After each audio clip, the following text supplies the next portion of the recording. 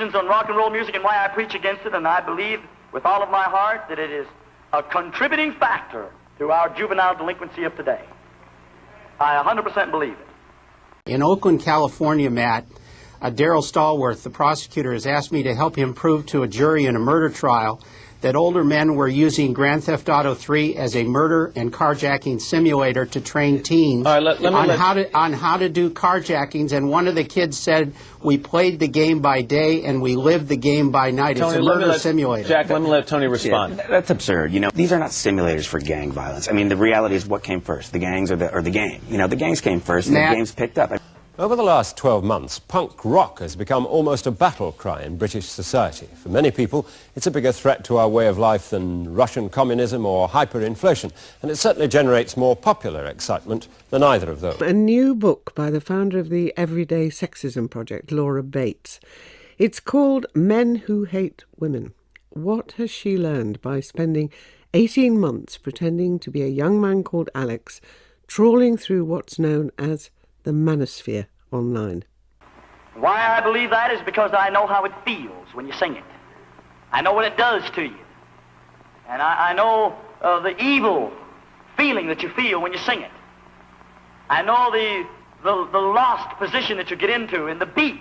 She's now spent 18 months posing as a young man called Alex to investigate what's known as the manosphere, tracing the roots of misogyny across a complex network of online groups.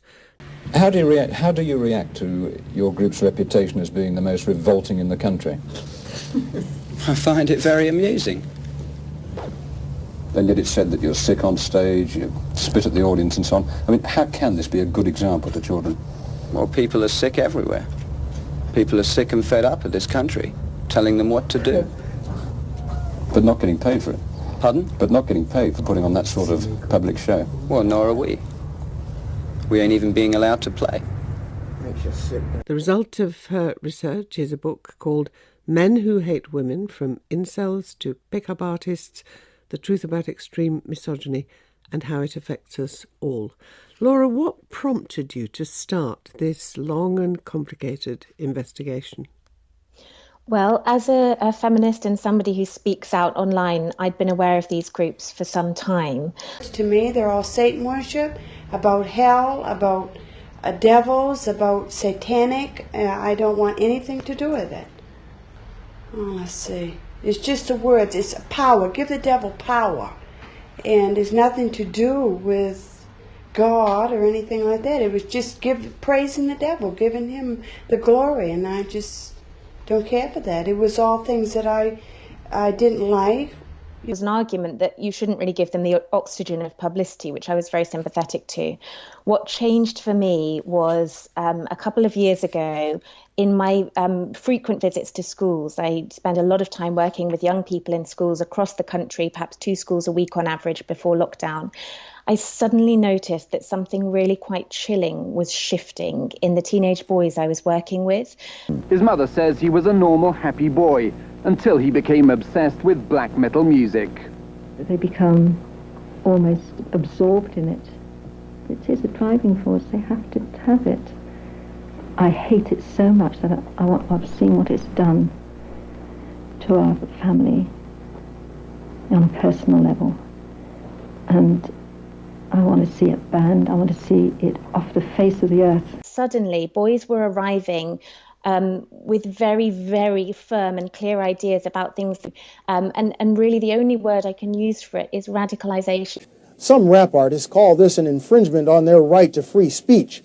Critics say the artists have a right to say whatever they want, but others also have the right not to hear it. I'm not trying to be no bad man and say bad things. I just talk about what I see. Rap opponents say they're fighting to save a generation. I applaud it. I mean, I think it's a very good move. It's a positive move for not only for my children, but for the younger generation. It won't be easy. Last night at the Billboard Music Awards in Hollywood, one of the most foul-mouthed rappers, Dr. Dre, was upheld as one of the best artists of the year. Now, incels is one group. Who are they? That's right. So incels are perhaps the most violent and extreme of these groups. Incel stands for involuntary celibate, and these are men who believe that they want to be having sex, they're not. And as a result, instead of investigating their own extreme misogyny as a potential cause for their lack of romantic success, they blame women. But they take this to an extreme. They believe that evil women are denying them the sex that is their birthright as a man, and as a result, that women ought to be raped, kept as sexual slaves, stripped of even being considered people, or that they should go on what they describe as an uprising or a day of retribution where they carry out mass killings of as many women and sexually attractive men as they can. Look, I am talking about pervasive messages that are available to kids of any age that are explicit and violent, and parents have a right to know that. Parents in this country right now aren't tuned in. They're not aware of what their kids are seeing on television and listening to, and they really need to so that they can nurture their child and protect their child. It's education for parents. I think it's damaging both to a parent and to a kid to twist the lyrics of a Metallica song like that out of context to try and tell a parent what that song is about when that may not be what the song is about at all. Pickup artists is another group. Who are they? So the international pickup industry is valued at $100 million. When we talk about pickup artists, we tend to portray them in popular culture as the lovable rogue, you know, the sort of slightly hapless guy with a chat-up line in a bar, somebody like Barney Stinson in How I Met Your Mother. But when you look at the reality of this industry, you're actually talking about gurus charging thousands of pounds to train men in cities around the world, essentially to sexually harass or even assault women. The number one domestic problem in this nation, violence in America. The National Political Congress of Black Women is a nonprofit, nonpartisan organization. I am here to put the nation on notice that violence perpetuated against women through the music industry in the forms of gangster rap and misogynist lyrics will not be tolerated any longer. This is not all men, and that there are many men who support the feminist movement and certainly would not be speaking in the way you've just said. How big is the manosphere? How many men are we talking about who you are genuinely worried about? Of course, so absolutely. There's a huge critical mass of men who don't know these groups exist. There's wonderful men, a huge number of men who are very supportive of feminism. Psalms, hymns, and spiritual songs, singing with grace in your heart to the Lord.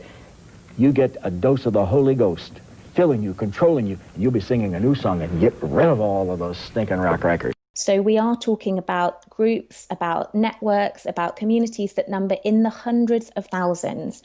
We're talking about websites, videos, blogs, which are receiving millions, tens of millions of hits, even on perhaps a single video about this kind of thing. We're talking about communities where thousands of men are online discussing and egging each other on a daily basis, minute by minute. As you log on, you can see. Right. My personal view on punk rock is that it's nauseating, disgusting, degrading, ghastly, sleazy, prurient, voyeuristic, and generally nauseating. I think that just about covers it as far as I'm concerned. I think most of these groups would be vastly improved by sudden death. The worst of the punk rock groups, I suppose, currently are the Sex Pistols. They are unbelievably nauseating. They are the antithesis of humankind. I would like to see somebody dig a very, very large, exceedingly deep hole and drop the whole bloody lot down it. You know, I think the whole world would be vastly improved by their total and utter non-existence. But, you know, we've all had a kind of idea that these things exist, and we've generally assumed that these men are sad, lonely, sitting in a basement in their underpants, as you describe them, and not at all dangerous. Who really are they? So I'd say two things. I think the first thing to emphasise is that these are the kind of men you might walk past on the street. I know this because I've met them, because going undercover for this book, I also went undercover offline in real life. I turned up to their meetings and events, and I met, you know, a young white man in his 30s, extremely smartly dressed, who was affable and charming and polite, the kind of man you might work with, walk past in the street, sit next to you on the train. Moments later, he was on stage baying for the blood of former Crown Prosecution Service Director Alison Saunders. A lot of times I would tell people, you know, I don't need drugs, I got rock and roll.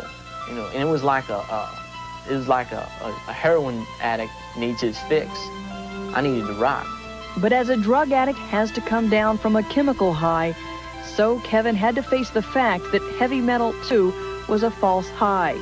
And when we think of these men as harmless, when we talk about this as a group of sort of internet trolls who never come offline, it's really important to say these men have committed mass atrocities explicitly in the name of these ideologies. And in the book, I trace these movements specifically to 100 murders or serious injuries in the last 10 years alone. Law enforcement has found repeatedly, as in Grand Rapids, Michigan, that some young people played Grand Theft Auto 3, hopped in their truck, ran over a man they didn't even know, went home and started playing the game. They decided that the game was simply, the murder was an extension of the game. But Jack, it's the same old song and dance. The government's prevent strategy, for example, which is so overzealous that it's seen boys arrested and taken into custody by police officers because they made a spelling mistake and said they lived in a terrorist house instead of a terraced house, doesn't mention gender at all. And when I spoke to a project facilitator at the Good Lad Initiative, Ben Hurst, who is probably the person most locked in on this in the UK, talking to the most teenage boys about this stuff, he told me he would estimate 70% of the boys he works with in schools are in contact with this material. And he estimates that absolutely, he would say almost none of the teachers or parents he comes into contact with have any idea that this even exists. You don't have to degrade our women. But rap fans remind critics that an earlier generation once tried to ban rock and roll. I mean, that's a bunch of nonsense, you know. I'm all for it. Person, all that. Gangster music is, you know, it's what sells. 72% of the rap records in Los Angeles are sold to white kids. If anything, this music is teaching them in this generation that they can't turn the other cheek. You argue that there's often a close connection between these communities, the alt-right and white supremacists. Where's the evidence for that? Absolutely. That's really important to say. There is huge evidence that these groups are massively interlinked, and you really can't tackle one without tackling the other, which is why there is so much in the book about white supremacy and neo-Nazism. There's a great deal of evidence for this. The language, and there's a very complex lexicon of invented vocabulary used in the manosphere, crops up enormously in the alt-right and in those communities. Today, a judge banned 5 young drill artists from performing or uploading songs that incite violence. They call themselves 1011 after their West London postcode. There are more people getting murdered. We've got to understand what's causing it. If it's videos, then let's see what we can do about it. I'm not convinced yet. And these stories really went on and repeating the same quotes verbatim, word for word. So if these groups are as dangerous as you say they are, what can be done? Well, the good thing is that there's a huge amount that can be done because we're currently doing nothing. I think the first thing is that we need to recognise these groups for what they are, see them as a form of terrorism, prosecute them as such, describe them as such, and train and support teachers to recognise these as forms of radicalisation. There is a side effect to marketing your product with a death message. Heavy metal has taken the position for 10 years that they are under no social responsibility, zero. And they have not self-policed themselves. They have not done anything to show that they are going to have a social conscience. And they now have to pay a price for what they've done.